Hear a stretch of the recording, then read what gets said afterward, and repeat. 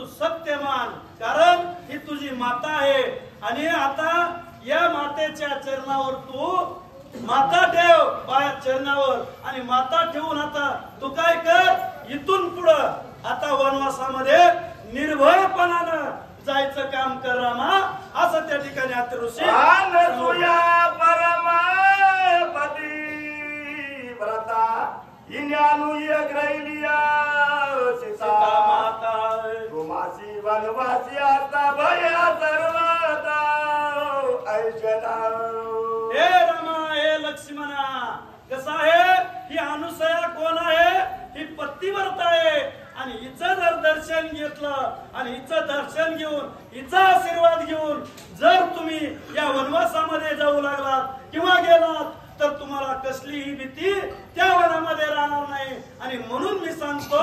या अनुसया मातेचं दर्शन घेऊन तुम्ही आता या ठिकाणाहून निघण्याचं काम करा, असं त्या ठिकाणी अत्रि ऋषी सांगू लागले। ज्या ज्या या पावला बायसिया ते निर्भय तुमसिया,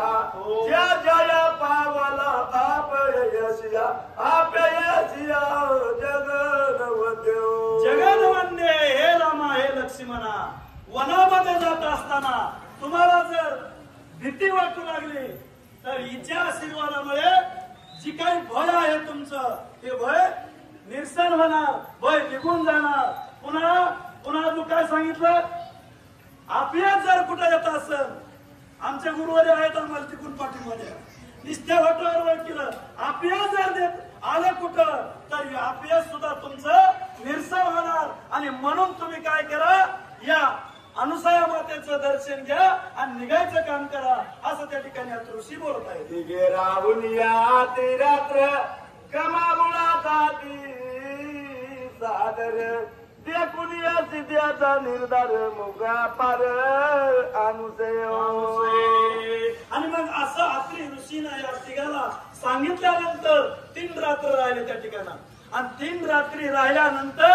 अनुसया मातेनं पुन्हा जवळ सीतामाईच्या चेहऱ्याकडे बघितलं आणि चेहऱ्याकडे बघितल्याबरोबर अनुसया मातेनं डबल त्या सीते मातेला आशीर्वाद दिला आणि आशीर्वाद देऊन आता पुढे काय करू लागले, अभिवंदनी यात्री